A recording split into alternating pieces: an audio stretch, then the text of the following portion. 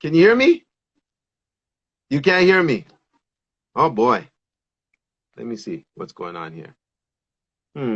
Okay, so we got connection. That's good, but you can't. No, I can't hear you. Okay, so we're going to shut down and rejoin. Hear me? No? Oh, froze. No. So let's close down and rejoin. No. So let's close down and rejoin. Let's close down.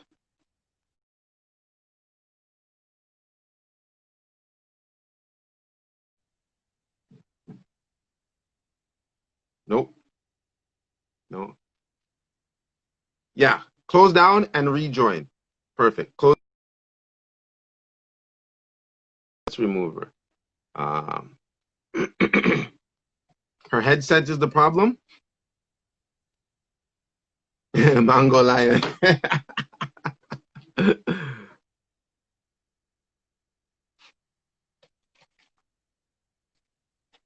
she took out her headsets, right? Okay, let us all close down and let me close down and rejoin. What do you think, D? Should I try that?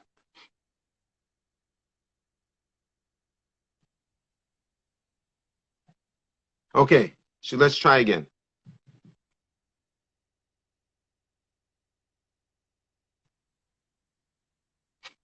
Okay, let's try.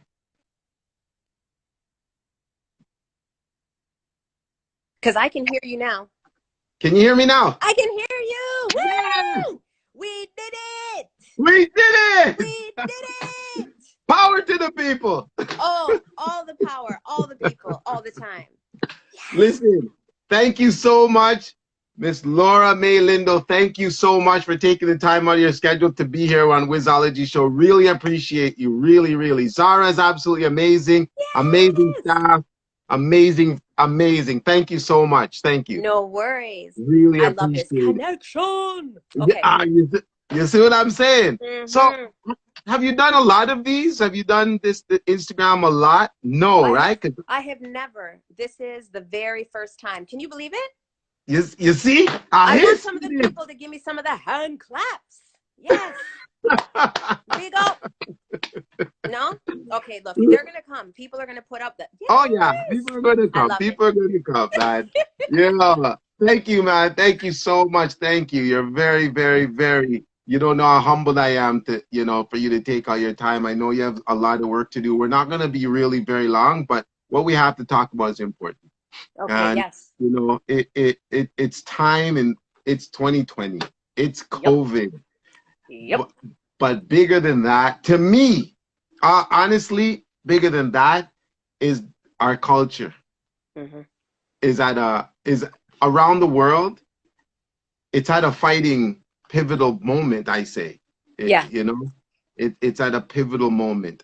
It's one of the most pivotal moments that anybody ever in their lifetime will probably see, where if Blacks do not unite at this point in time like ever before, in my personal opinion, there's a chance of a loss for our next generation that would be unprecedented. Agreed. You agree with that? Totally. And I think it's just, I don't like that it got this way, to be honest with you, because I feel like in my own self, I'm a fair and open person to everybody in every culture. But man, what is going on in your opinion? What is taking place? What is from your point of view? What is going on? What's shaping through right now? So I actually think that we're at such an amazing time in history. I feel like COVID has given us an opportunity. It's weird to say that, I know, right? Like a lot of people have lost people and all sorts of things are happening, but at the same time, it's an opportunity in history to actually change the way that we do everything, because there is no returning to a normal. Like all the people that are like, we're going to come to this normal place, they all know that is not a thing. And so if we're going to redesign our lives, then let us center the voices of Black, Brown, and Indigenous people. right? There's an Right, right. opportunity. Okay. And I think that there's also been such a clear indication that Black and Brown folks are at the helm of our healthcare system. So when you've been looking at who is sitting in the long-term care homes, who's sitting in the hospitals, who are our frontline nurses, who are the ones that are getting sick doing that job, it's us. And so there is an openness to give back. If you're going to talk about healthcare heroes, then you've got to pay attention to who those heroes are. A lot of them are women, right? And Yeah. so now there's more and more people that are coming and speaking out and saying, you know what, we're going to redesign. Let's redesign right? Let's be honest about the history that we have. Let's do it in solidarity. There's not been any discussion about moving towards a place where Black folks are finally really free. And like, when I say free, I mean like real free, real freedom, not fake freedom. So if we're going to talk Black liberation, you can't do that unless you talk about Indigenous solidarity, right? Okay. And people Yes. are open to it. Like tens Yeah. of thousands of people showed up. I'm in Kitchener Center. Yes. A hallmark for neo-Nazis historically, for racism in this area. It always makes the top 10, not to be celebrated, but it is a truth. And tens of thousands of people showed up at the Black Lives Matter Solidarity March, like in the middle of Kitchener. My email inundated with people from across the province, really, that were talking about the need to take seriously ways to address systemic racism. And a lot of them started off by saying, I'm not Black, I'm not Indigenous, I'm a white person, I'm a settler, and I want to see things differently. So I don't think I have ever experienced such a moment, in Wow. history. And so here we Yeah. are. Yeah. Here we are.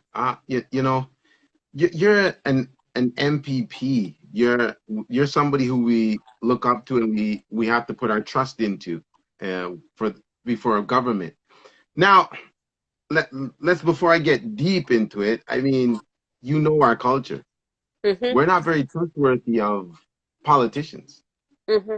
What what are you should enhance us to be trustworthy of you in politics outside because outside of politics are you a different Laura May Lindo or you No, I'm know the same person. the But same? I think that, yeah, I'm the same person. But I think part of it is that I'm not a career politician. And I think that that's another part of the stars aligning. There are quite a few of us that are not career politicians that actually got elected because we were tired of seeing what was happening to our people. Okay. It's part of what created um, the opportunity to have a Black caucus in the official opposition, right? Like, which is just as a like stick a pin moment because my people are from Yeah, Jamaica, so you stick a pin, yeah. and we all know this.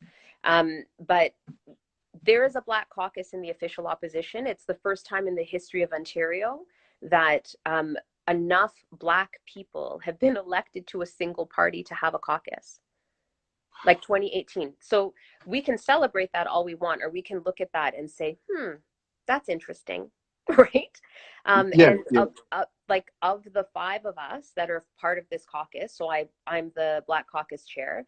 Of the five of us, none of us are career politicians, right? Okay. We are Black folks in the world that are just trying to do what we can to help community. Wow. And so that makes a difference. I also know that because I am like, as I'm going to be like Real as time. real talk, as a Black woman in the world, um, I have never looked at politics as the place that's going to save or protect me. Sorry, but I haven't. Wow. And it's odd to say that because my uncle is Alvin Curling. Alvin Curling Yeah. is the first Black elected Speaker of the House. Yes. You would think that I would have that as part of my, it's not a thing. He's still my uncle, but it's not a place that I thought that I would go and find support, right? Um, I say that because now I'm in this role and I realized that the first thing I had to do was to get um, Black folks across the province to understand how much power we are missing out of if we don't have these conversations, if we don't demand better of politicians, if we don't hold them to account. We are a people that like figure out ways to fix everything, right? That's why we have so many entrepreneurs among us. That's why Yeah. we make up so many homework clubs, because the education system is failing us. Yeah. We make Yeah. up sports teams because our sports things are failing us. We do all of the things. But part of there's give and take in that, right? If we do all of the things and we fix all of the problems and we create ways to sort of navigate and then say that those are the actual solutions, as opposed to that was supposed to be interim, we need the real systems to step up and do the work, then we Right. end up sort of perpetuating, inadvertently, we perpetuate the same cycle that's hurting us. So all of that to say, here I am in the midst of all of this. I don't actually think that people should look up to me just because I'm an M.P.P. I think that's ridiculous. I think you should look up to me because you look and check my work. That's what I Yes. think. I Yeah. think that you Okay. should be watching my work. You should check. You should hold me to account. If I start acting all woo, you need to get in touch with me and tell me to remember who I am. I'm a Black woman from Scarborough, right? That is who I am. And you just asked me, would Scarborough enjoy what you just said, Ms. Lindo? Right? And if the answer is no, I'll check myself. I'll check myself. Check. Mm-hmm. You That know, is what you're working listen, with. you know, which I feel that's okay. If we're gonna get the real you, that's okay. Mm-hmm. It's when you go in front of the cameras and like I've talked to Miss Horvath. She's Yep. been here, right? Yep. Jill has been here, Yep. and I'm tired, and I can't speak for everybody, so I'll just speak for myself. But I'm tired of politicians talking about us and talking and making decisions for us, but they're not talking to me. Yeah. They're not speaking my language when they make these decisions. And I'm tired of going on the news and hearing about billions of dollars being funded for this, and this, which has no effect on me. Yep. None. And that to me is where I'm cut the limit, and why I started this and why I started channeling my energies to try and talk to, people in the political realm, because at the end of the day, it's like, come on, you're making decisions based on me. And as a young Black man, it's very difficult for a lot of us, right? Mm-hmm. And Black women just as well. So now, forget the now I kind of think the world has been brought to forget the Black woman, Black man. It's just Black Yep. now, right? And Yep. I'm just so, it's scary sometimes. My son, he's Yeah. 20, Yeah. 21. It's scary to think he's going to go out. Forget Black on Black crime, but what about police? What about racism? What Mm-hmm. about all these things?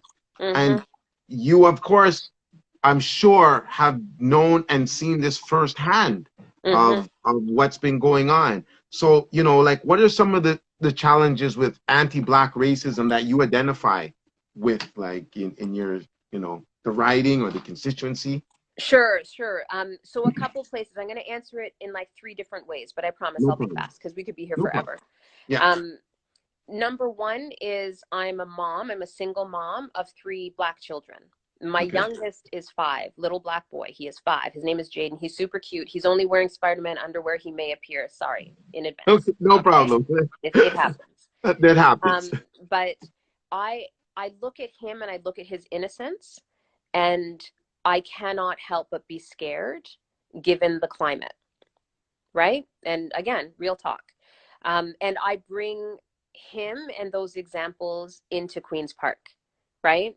I give examples of what's happening with my family because I think that that's really important. And I don't know, I can't speak for all politicians. And again, because I'm coming from outside of politics, I don't know if that's something that people typically do. My sense is that politicians try and keep things distanced, but for Black folks, you can't.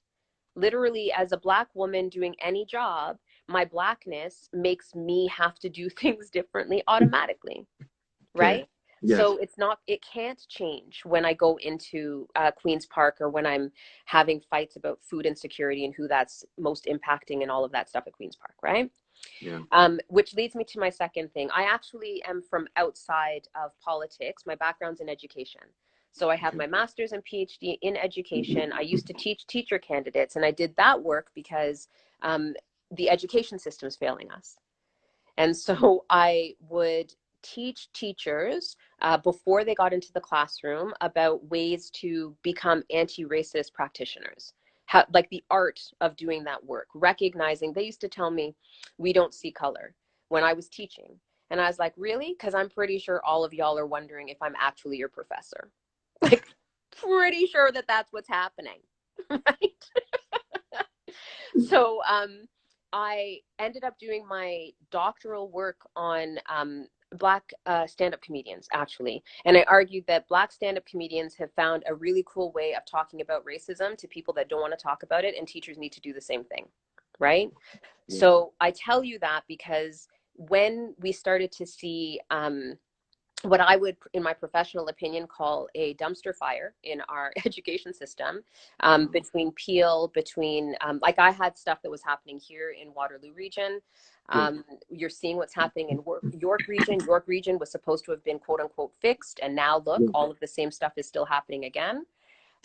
You started to realize if we don't address the root causes of racism, and the root causes of why it's going bonkers in education, for instance, or in healthcare, or in housing, or in and keep going. It doesn't matter what sector, the criminal justice sector, in policing. You don't address the root causes, we will forever be fighting the exact same fight year after year after year. And so I see it in education, and you can't help but see it in the criminal justice system. And I'm saying criminal justice system on purpose, y'all, because policing is one aspect. Policing is one aspect. When we fight to take out the police officers, the SRO programs, all of that surveillance inside our schools, that's us trying to stop what has become a normalized interaction with police, which we don't need it to be that normal. We're good, right? So that's one step. But oftentimes your interaction with police throws you into a criminal justice system that has you interacting with judges, with lawyers, with all sorts of court staff that also don't understand our lived experience, that also make assumptions about why we're where we are, etc. Right? So I see it in that system, and that's the reason why this document, the End Police Violence, Invest in Black, Indigenous, and Racialized Lives, is so important. It's literally a document from the official opposition that demonstrates that we're going to do things differently, right? And doing things differently means we're going to put it out into the world. And should we be elected as the next government, that document allows Black community members across the province and Indigenous community members across this province. And I'm just going to stick a pin in that just a sec. Indigenous folks exist all over the place. They are urban Indigenous people. There are Indigenous folks on reserve. They're all over the place. And everybody should have the document and hold us to account. Make sure that we put into practice every single policy that we are talking about. And most importantly, make sure that we invest in Black, Brown, and Indigenous lives. Because at the end of the day, that is the issue. Nobody invests in us. Nobody invests in us. We try and invest in ourselves, and we do the best that we can. But the system is supposed to be investing in us. And I think that when you bring it back to, again, this conversation is happening in the middle of a pandemic. People left their homes in the middle of a pandemic to march in the streets against anti-Black racism, to demand better of our systems, our social systems, to demand an investment in our people. I've not seen something. I just kissed my teeth. I just kissed my teeth because I can't. You wouldn't do that in Parliament, but it's okay here at WIZOLOGY. We're together. I have done many things on record, including quoting Kendrick Lamar. I actually, you know what else I quoted? I said at one point, I don't think you're ready for this jelly. It is now in the cockles of history. You're welcome. I mean, done them, Miss Lindo. Finish them off. Sometimes you gotta say it. That's what has to happen sometimes. So this you know what? Seeing you, talking with you, understanding you, we can relate. But how's the layer of racism added to the burden of you proving yourself in the parliament buildings. Like, do you think, I don't know if people would get this side, this relaxed, this calm, this cool, collective, this intelligent side that just says, you know what? But how do they look at you? That's a good question. I think that they get a different side in that they have never seen a politician say and do the things that I say and do, Mm-hmm. right? Partly because I don't know the system, so I don't know I'm not supposed to be saying and doing those things. These are the things that I'm going to say and do, right? Which I also think is a little plug for anybody out there who is thinking about politics as a viable place to try and make change. Don't let the system get you down, right? Don't let the system determine how you should be you in that system. That's like it's the way white supremacy works, right? It wants you to act a particular way when the reality is we need to be ourselves in that system. That's how you decolonize. And Right. so I have conversations at Queen's Park that most people may not have. I remember once, for example, we were having a debate.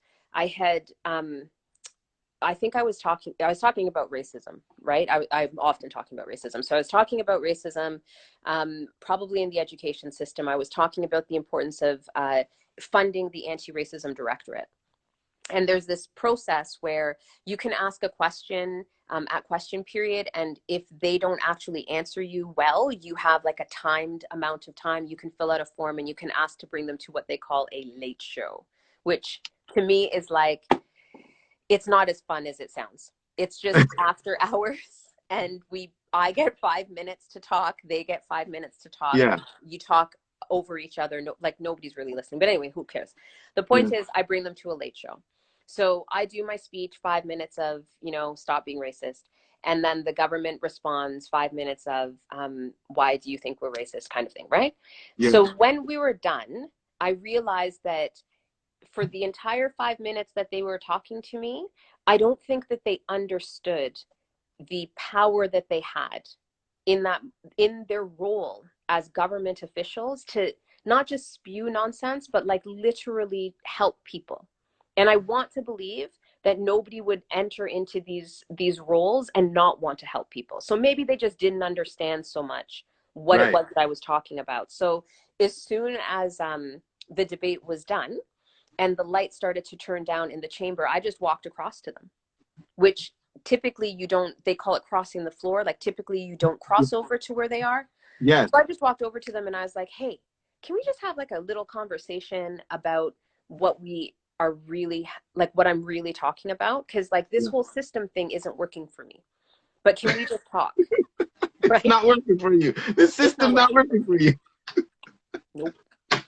And so they ended up, uh, I was having like a one-on-one conversation with the fellow I was debating with. And before I looked around, there were about 10 of my colleagues behind me. The sergeant at arms had come over, probably first to check to make sure everything was okay. And Yeah. then like, just was engaged in this discussion. And they had maybe 7 of their members that stayed, like lights were off in the chamber. And they were just talking. We were having real discussions. And A this is couple, something we don't see on camera. you We don't don't know see this. anything about this. No, We you just see wouldn't the know. whole melee shouting back That's and right. forth. That's it. Okay. Okay. And so we So, ended up having this discussion. And then when we were done, people are like, well, it's great that we talked, but what change is going to come from this? So jump ahead. It must have been a week later. I happened to be in committee with somebody who was part of that discussion. And one of the government members pulled me aside and just thanked me for real talk with them about this issue, explained some of the challenges that they are finding on the government side, um, challenges to, because we as elected officials now have to weigh like your party's desires for you with community things and whatever. And I literally again said, like, fully respectful to you in the role that you have and totally get we're going to make different decisions, but at the end of the day, my mommy always says that you have to wake up and look at yourself in the mirror and still be proud of yourself. So like, are you yeah. proud? Are you going to be proud of yourself for not standing up for community? Do you really think that your community members are telling you to just say what they want you to say or do the work? Right? And that's up to you. Like, that's your decision. I'm going to keep doing the work. And so you tell me when you're ready to work with me and we can do more work. Right? but that's what it is though. Like we vote, and we vote who we think people are in that are listening to us, but they're not. No. They're just voting for to get in, and then it's out. Like I'm gonna keep it real with you. I've always Mm-hmm. been liberal. I've Mm-hmm. always been liberal. Mm-hmm. I decided that wasn't my forte anymore when the last liberal leader was in. Mm-hmm. When she was in, I just didn't like everything. I like some things, but not everything, and the Mm-hmm. majority of things I didn't like. So now I held back. I've dwindled with the idea of NDP.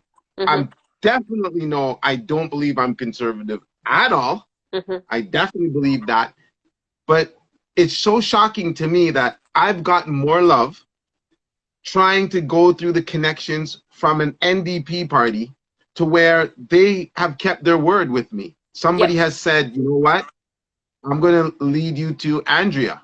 Mm-hmm. Jill led me to Andrea within 10 minutes. Yep. As soon as they got through to Zara said, don't worry, we're going to get Laura on.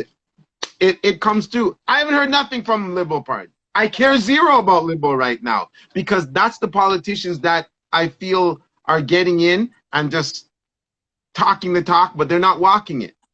Okay, so I'm gonna pause you for just a sec because and I'm sure I don't know, people are gonna have lots of feels about what I'm gonna say, but here's what's gonna happen. I'm gonna say my things, right? I remember when the NDP asked me to run, one of the first phone calls I made was to my uncle, to Uncle Alvin, right? Yeah, So yeah, liberal. I called Uncle Alvin. I said, Uncle Alvin, I really want you to love me. I'm thinking about politics, but it's the NDP that's calling for me, right? And he right. said to me, remember that every single party wants the best Ontario that they can create, but they have different tools. So pick your tools. So I tell you that to tell you this. The reason I picked the NDP is because the tools are available within the platform of the party to talk real talk about the issues that are impacting people, right? We don't have to have like a gentle way of saying poverty kills people or a gentle way of saying racism is real. I don't have to I don't have to wait years for the leader to say that systemic racism is a real thing. The tools Yes. are embedded in the party. And I think that part of what is happening is that more people are getting drawn to real conversations. And for a long time, people were not wanting to go there. People were not wanting to have a real conversation about who is more negatively impacted by the way that policing happens right now. People didn't want to have that talk, Right. right? So we might have that talk, but we may not even have that talk out in the public. But life has changed. And so now people are looking for a space, a political space where they can speak openly about stuff, and we will have open discussions about what works, what doesn't. What I love about the party is that we've been having all sorts of discussions around, I'm going to keep it to policing, right? We're having discussions about policing. Every time a Black person talks to a person that's elected about policing, inevitably somebody says, oh, that's not within my jurisdiction, right? So you talk about addressing police budgets. Oh, that's not within my jurisdiction. I have been saying to people, because my political party allows me to have these discussions in this way, then advocate with me. If you are a municipal leader and you don't have access to make the change in the police budget, and you see that like in Waterloo region the police budget is like 180 million for the year, and seniors is under 50, okay, you know that's a problem, but you don't have the power to make the change, then advocate with me so that we can change the legislation that's standing in your way so that you can do your job, right? Okay. And Yeah. the same thing, one of my critic portfolios is citizenship and immigration, right? Yeah. Or I talk to my Indigenous colleagues. They tell me when we fight for what we need as Indigenous community members, we're told, oh, that's federal. Oh, this is provincial. Oh, nobody wants to take responsibility. You know what? How about individual elected members decide that they want to do good in the world and start writing letters? We write all sorts of things. Write a letter. Write a letter to your colleagues in the other level of government and tell them what it is that you need. And then we start fighting for that. And so I feel like there's, again, the stars have aligned. People want change on the streets. They want change. And now is the time for us to do that. Not every party is going to be ready to, or prepared to, or courageous enough or bold enough to say things. You will have individuals and parties who will be bold enough to say things. Yeah. I don't want to go hating on a bunch of different parties either, because I Yeah. also think that we need to actually have solid Black representation in all the parties, so that Yeah. whoever gets in, there's some of us up in there too, right? Like, I think that's also important. Yeah. As community, we should make sure of that. And I do think that our democracy actually works when people are willing. The election is one thing. The election is a fight. It's policies. It's this is what my platform is, and you are choosing a platform. But once I get up in the job, it's time for me to be working with my colleagues to make what the public wants, what my platform is, come to life. I can't do that by myself. I have to do that with everybody. I think part of what people are feeling right now, though, is that might not be what we're seeing. And I guess the COVID pandemic is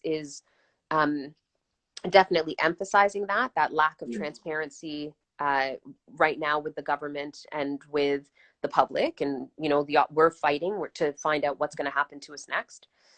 Kind of thing. I learn a lot from Twitter. I follow Twitter all the time to find out what policies are changing around me, as opposed to respectful dialogue amongst elected officials, right? Yeah. But I do think that that's also where we as a community have to do better. We have to, I feel like we have to make sure that we recognize the power of the ballot, the power of the vote, that we vote people in that we trust, that we vote, we ask questions of every single party during an election. What are you going to do for my community? Here are the things that are impacting me. What is your actual plan? I don't need people to say, I love Black folks. I love myself enough for that. I don't need anybody else to say that. I need to know, how are you dismantling racism, anti-Black racism in education? Tell me the policy piece. Tell me what part of the legislation has to change. How are you addressing it in policing? Tell me what you're going to do to change so that, municipalities can look at the line items of a police budget. That's what I want to know. Then you vote for that. And then you hold them to account, because literally you folks are my bosses. You're my bosses. I wish every politician would understand that we, the voters, are in charge. That's right. But we, the voters, also have to understand that. So that's how we have to vote properly, pick and choose properly who we discuss, what we're discussing, who we're voting for. And I think that's a very good point you made. That I'm gonna add one more piece to it. One yeah. more thing is that for marginalized communities like ours, when you're having to navigate racism in all of these different places, we sometimes we support somebody to get them into a political space, and then we maybe just out of fear, or maybe out of just habit, we assume that we've lost them to the politics, right? We assume that they're no longer. We can't do that either. Because I have to tell you, and I'm sure Jill will say the same thing. I love me, my Jill. I'm sure she would say the same thing. It is lonely up in there. And so if community leaves us to fend for ourselves in a system that doesn't necessarily see us as valuable as white members, then we are by ourselves fighting. Well, so we need community to support us as well. you see, that goes back to our whole. Let me talk to you from this level, and a level. It goes back to what we think when a politician goes in, they switch. That's right. They change from whatever we heard from them, because they want our vote at the time.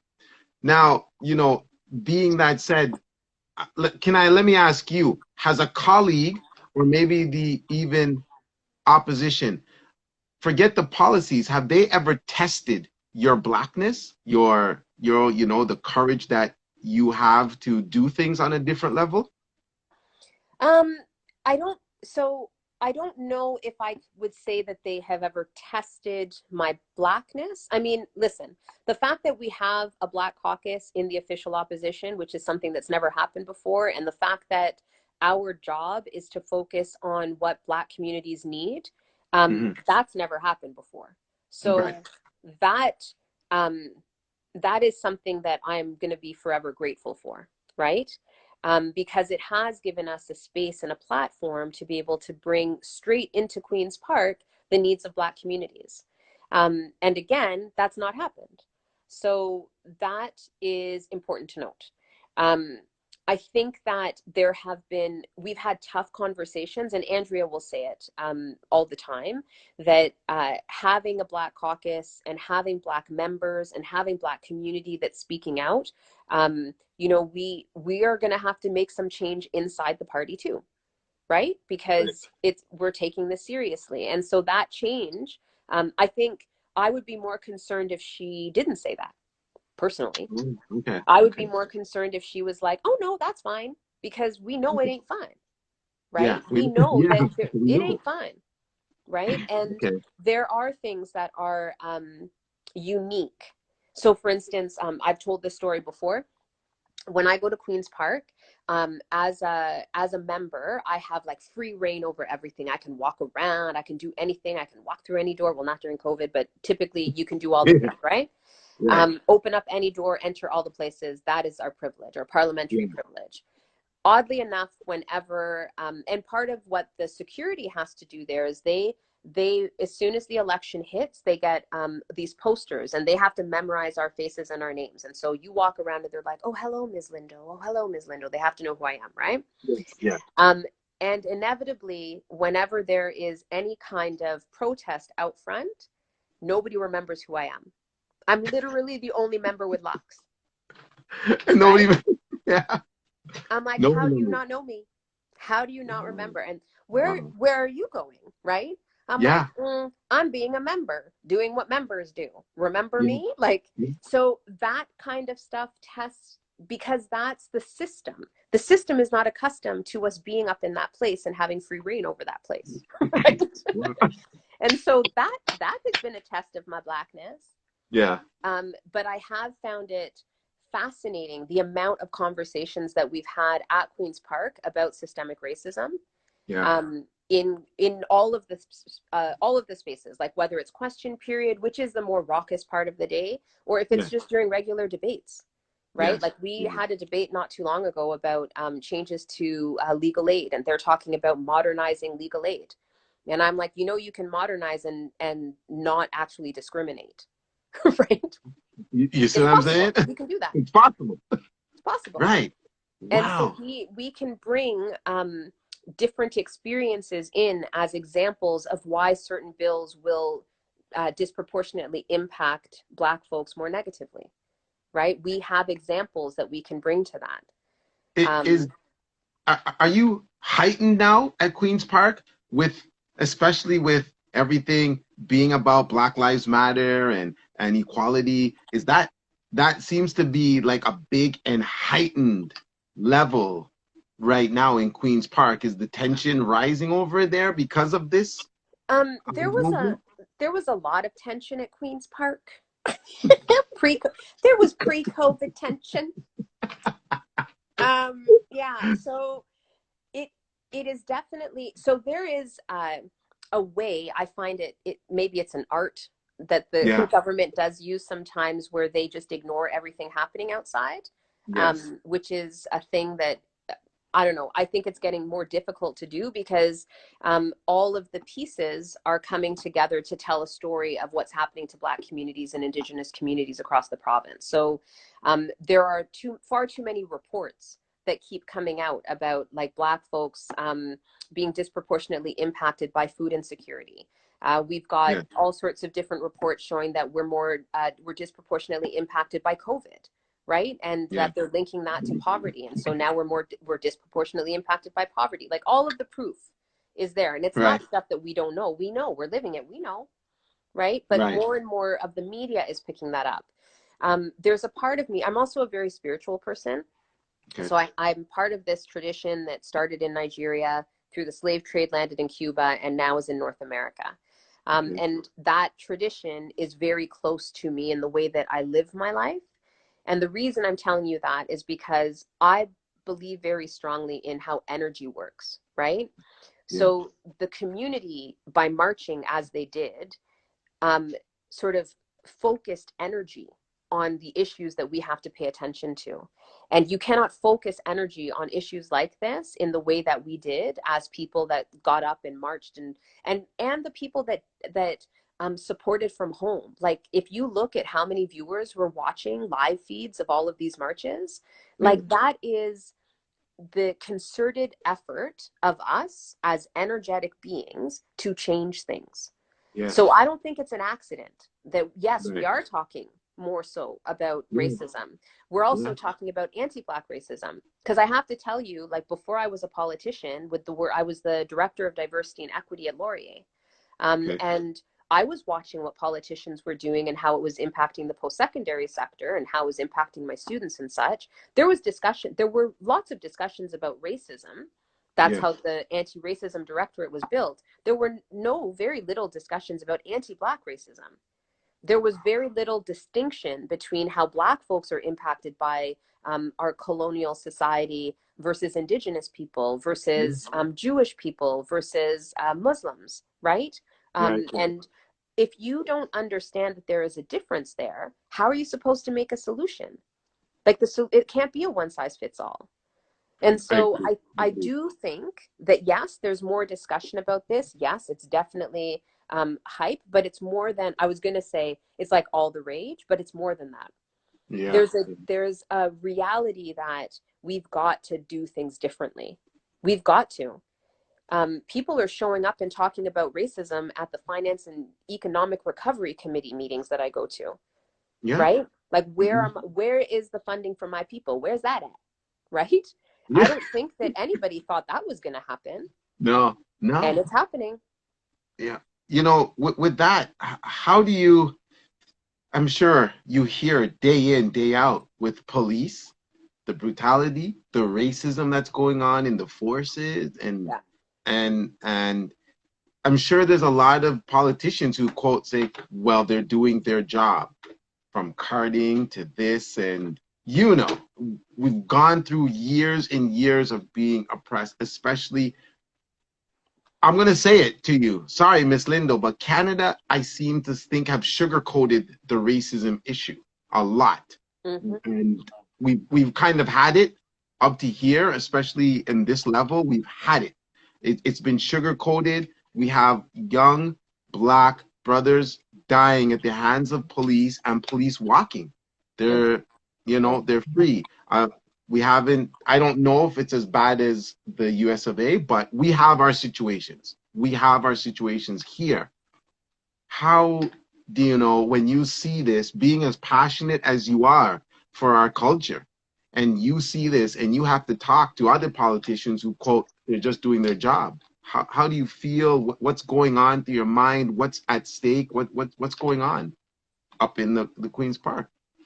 So one, racism is bad no matter where it is. It's like when people say slavery in the North was not as bad as slavery in the South. I'm pretty sure slavery was bad all around. It's slavery. It's slavery. So it's slavery. I would argue we don't need to be comparing ourselves with the US. We've got more than enough racism to go around, right? Okay. And it's bad. I think Right. that it is subtle here, and it always has been subtle here. And that for many of us, we have found ways to, for self-preservation, so we don't all like lose our minds every day at every instance. First, we find ways to navigate a racist system, whether we're at work, whether we're at, going to a doctor's office, whether we're at school, it doesn't matter, right? We see it and we experience it all the time. The heightened attention to it is difficult.